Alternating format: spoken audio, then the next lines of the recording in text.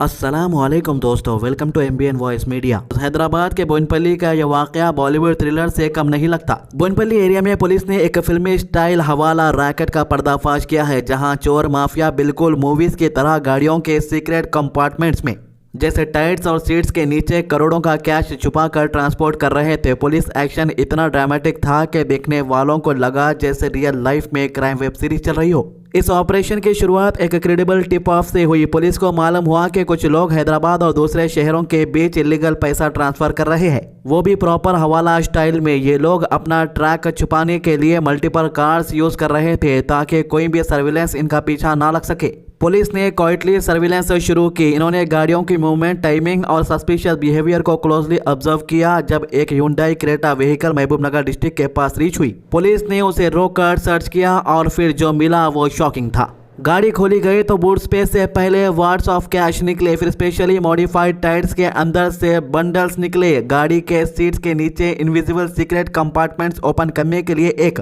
होनहार experience mechanic को बुलाया गया। मैकेनिक ने जैसे ही हिडन लॉक सिस्टम को अनलॉक किया, वहां से करोड़ों के बंडल सामने आ गए। बोनपल्ली पुलिस ने कंफर्म किया है कि टोटल 4 करोड़ से ज्यादा का हवाला कैश रिकवर हुआ है। इन्वेस्टिगेटर्स का कहना है कि यह गैंग काफी टाइम से हवाला मनी ट्रांसपोर्ट कर रहा था और हर एक पैसों की डिलीवरी के लिए गाड़ी चेंज करता था, बिल्कुल प्रोफेशनल स्मगलर्स की तरह। पुलिस को स्ट्रॉन्ग सस्पिशन है कि यह कैश एक बड़े इंटरस्टेट हवाला नेटवर्क का हिस्सा है। ऑपरेशन के बाद पुलिस ने 2 अक्यूज्ड को अरेस्ट किया है। प्रकाश मोतीबाई प्रजापति 30 साल और प्रगेश कीर्तिबाई प्रजापति 28 साल, जो गुजरात के बिजनेसमैन बताए जा रहे हैं। इन्वेस्टिगेशन से एक और सच्चाई सामने आई। ये केस सिर्फ हवाला का नहीं था, बल्कि एक पुराने फ्रॉड केस से भी लिंक्ड था। दिसंबर 2024 में नागौल के रेसिडेंट विश्वनाथ चारी ने एक कंप्लेन फाइल की थी कि उसने और उसके दोस्तों ने एक आदमी को 50 लाख दिए थे RTGS के नाम पर और प्रॉमिस किया गया कि 60 लाख रुपए वापस मिलेंगे, लेकिन पैसा गया और वापस कभी नहीं आया। पूछताछ में प्रकाश ने कन्फेस किया है कि वो 50 लाख उसने कंप्लेनेंट से लिए थे और RTGS सिर्फ एक ब्लफ था। ये लोगों ने यह भी एक्सेप्ट किया है कि ये नागपुर से बेंगलुरु तक हवाला मनी ट्रांसपोर्ट करते थे और ये काम ये रूटीन में करते रहते थे। पुलिस ने कैश को लीगल पेपर वर्क और पंचनामा के थ्रू सिक्योर किया है और अब इस पूरे रैकेट के पीछे का फाइनेंशियल ट्रायल, मिस्ट्री, लोग और मास्टरमाइंड को आइडेंटिफाई करने का प्रोसेस चल रहा है। बोनपल्ली पुलिस ने लोगों को वार्न भी किया है कि इजी मनी या डबल मनी स्कीम के चक्कर में ना पड़े। हवाला और इलीगल कैश ट्रांसफर ना सिर्फ डेंजरस है बल्कि जेल तक ले जा सकते हैं। पुलिस ने पब्लिक को अपील की है कि अगर किसी को भी suspicious transaction, unknown cash movement या हवाला एक्टिविटी दिखे तो तुरंत नियरेस्ट पुलिस स्टेशन को इन्फॉर्म करे। इस पूरे ऑपरेशन की कमांड DIMN आनंद कुमार ने की थी और north zone team, cyber cell और कारखाना पुलिस ने मिलकर यह सक्सेसफुल एक्शन कंप्लीट किया। यह वाक़े के बाद हैदराबाद के बोनपल्ली में हर जगह एक ही बात हो रही है, ये रेड फिल्मी थी लेकिन इसका रिजल्ट बिल्कुल रियल और हिस्टोरिक था।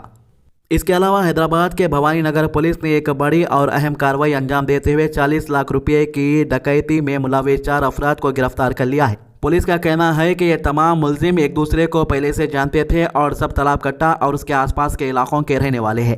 तहकीकात से मालूम हुआ कि ये लोग एक ऐसा क्रिमिनल गैंग का हिस्सा थे जो शहर के मुख्तलिफ इलाकों में डकैती, मोबाइल फ़ोन स्नैचिंग और मोटरसाइकिल चोरी जैसे जुर्म अंजाम देते थे और फिर वो चोरी का सामान बहुत कम कीमत पर बेच दिया करते थे। पुलिस कहती है कि इन लोगों के ऊपर पहले से भी मुख्तलिफ इल्ज़ामात और मुकदमा चल रहे हैं। पूरा वाक़या तब शुरू हुआ जब जाहिद ने अपने साथी इरफान को यह मालूमात दी कि शिकायत गुजार अपने पास मकान खरीदने के लिए बहुत बड़ी रकम यानी 40 लाख रुपए कैश की सूरत में रखता है। इसका लालच ऐसा था कि ये लोगों ने साजिश रची। 30 नवंबर की सुबह तकरीबन 5 बजे 30 मिनट पर जब शिकायत गुजार अपने रूट के मुताबिक निकल रहे थे, मुलजिम सैयद इरफान और मुदासिर इलाही ने उन पर हमला कर दिया। उन्होंने शिकायत गुजार का मारपीट के जरिए जख्मी किया और उनके पास से 40 लाख रुपये, एक मोबाइल फ़ोन और सुजुकी बर्गमैन स्कूटर छीन ली और वहां से फरार हो गए। डकैती के बाद मुलजिमीन ने इस रकम को अपने दरमियान तकसीम कर लिया। पुलिस ने केस के बाद बहुत ही होशियारी और मेहनत से तहकीकात शुरू की। CCTV फुटेज और UPI ट्रांजैक्शन ट्रेल का इस्तेमाल करते हुए पुलिस ने मुलजिमीन की हरकत, उनके रास्ते और उनकी छुपी हुई जगहों का पता लगा लिया। इस केस को सुलझाने के लिए मुख्तलिफ टीम्स ने मिलकर ऑपरेशन चलाया जो कई दिन तक जारी रहा और आखिरकार पुलिस ने चारों मुलजिमीन को गिरफ्तार करने में कामयाबी हासिल कर ली। गिरफ्तारी के बाद मुलजिमीन के पास से कुल 34,66,000 रुपीज़ बरामद हुए। इनमें से सैयद इरफान के पास से 13,66,000, मुदासिर इलाही के 13 लाख और मोहम्मद अब्दुल रहमान से 4 लाख रुपये हासिल हुए। बाकी रकम मुलजिमीन ने अपनी अय्याशी, डेली खर्चा और इस्तेमाल की चीज़ों पर उड़ा दिए हैं। हैदराबाद में आज एक अहम और जज्बाती मंजर देखने को मिला। बाबरी मस्जिद की शहादत की बरसी के मौके पर मुस्लिम खातून ने एक खास कुनूत नाजिला पढ़कर अल्लाह से दुआ की। ये सिर्फ एक इबादत नहीं बल्कि एक दर्द, एक तकलीफ और उम्मत के लिए मोहब्बत का पैगाम था। ओपन स्पेस में खवातीन ने खामोशी और गहरी सोच के साथ हाथ उठाए, आंखों में आंसू था। इन्होंने अल्लाह से अमन, इंसाफ और रहम की दरख्वास्त की। इस कुनूत नाजिला का मकसद सिर्फ गुजरी हुई तकलीफ को याद करना नहीं बल्कि उससे सबक लेना और उम्मत के एकता, सब्र और जज्बा मजहबी कायम रखना है। दुआ में ये अल्फाज बार बार दोहराए गए, या अल्लाह जुल्म हटा, इंसाफ ला, हमारी दुआ कबूल फरमा। ये सिर्फ दुआ लफ्ज़ों का जोर नहीं था, ये इनके दिलों के नारे थे जो सालों से दर्द, जौर और नाइंसाफ़ी से महसूस हो रहे। बाबरी मस्जिद की तारीख भी इस्तेमाल होने वाले अल्फाजों की तरह सिंपल नहीं बल्कि बहुत पुरानी और अहमियत से भरपूर है। 1528 में मुगल बादशाह ज़ाहिरुद्दीन मोहम्मद बाबर के हुक्म पर एक कमांडर मीर बाकी ने अयोध्या में इस मस्जिद की तामीर करवाई। सदियों तक बाबरी मस्जिद इबादत का मरकज रही, जहां अजान की आवाज़, बच्चों की तालीम और उम्मत की इबादत बरपा होती थी। लेकिन वक्त के साथ साथ मस्जिद सियासत का मरकज बन गई और फिर 1992 में एक ऐसा वाक़या हुआ जो हिंदुस्तान की तारीख में दर्द की लकीरें डाल दिया। 6 दिसंबर 1992 को हज़ारों अफराद ने मस्जिद पर हमला कर दिया और देखते ही देखते वो शानदार और मुक़द्दस इमारत शहीद करने की कोशिश कर रहे थे। इस वाक़े ने सिर्फ एक मस्जिद नहीं बल्कि बरसों की अमन पसंदी और भाईचारे को भी तोड़ दिया। उस वक्त से लेकर आज तक बाबरी मस्जिद सिर्फ एक इमारत नहीं बल्कि एक तहरीक, एक दर्द और एक याद बन चुकी है।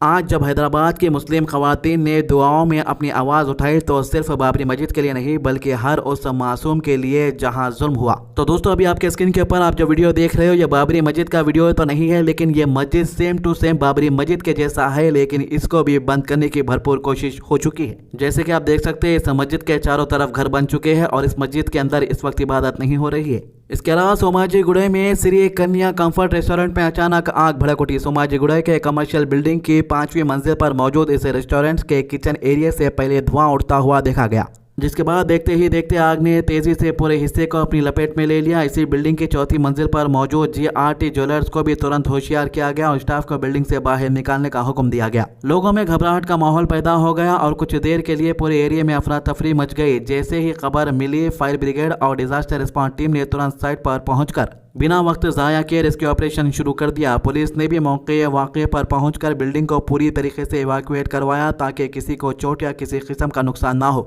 मौजूद लोगों के मुताबिक धुआं इतना घना था कि थोड़ी देर के लिए नजर आना मुश्किल हो गया। बाहर खड़े लोग बेचैनी से देखते रहे कि फायर टीम किस तरह आग को काबू पाने की कोशिश कर रही है। कुछ लोग वीडियो बना रहे थे जबकि अक्सर लोग सिर्फ दुआ कर रहे थे कि कोई जानी नुकसान ना हो। अभी तक आग लगने की वजह का पता नहीं चल सका है। इनिशियल रिपोर्ट के मुताबिक शायद शॉर्ट सर्किट हो सकता है, लेकिन अथॉरिटीज़ का कहना है कि इन्वेस्टिगेशन जारी है और असल वजह सिर्फ इंक्वायरी के बाद ही सामने आएगी। फिलहाल फायर टीम आग पर काफ़ी हद तक कंट्रोल कर चुकी है, मगर कूलिंग प्रोसेस जारी है ताकि दोबारा फ्लेम अप ना हो सके। पुलिस ने आसपास के एरिया को भी टेम्परेरी ब्लॉक कर दिया है ताकि इमरजेंसी टीम आसानी से काम कर सके। लोगों ने अथॉरिटीज़ को अप्रिशिएट किया है कि वक्त पर पहुंचकर उन्होंने सिचुएशन को हैंडल किया। ज़्यादातर लोगों ने सुकून की सांस ली कि किसी की जान को नुकसान नहीं हुआ। आप सबकी नज़रें ऑफिशियल रिपोर्ट और इन्वेस्टिगेशन पर है जिससे पता चले कि आग की असल वजह क्या थी। तो ये थी इन मामलों की अभी तक की अपडेट। हमारे चैनल को सब्सक्राइब कीजिए और हमारे वीडियोज़ को ज़्यादा से ज़्यादा शेयर कीजिए। अल्लाह हाफिज़।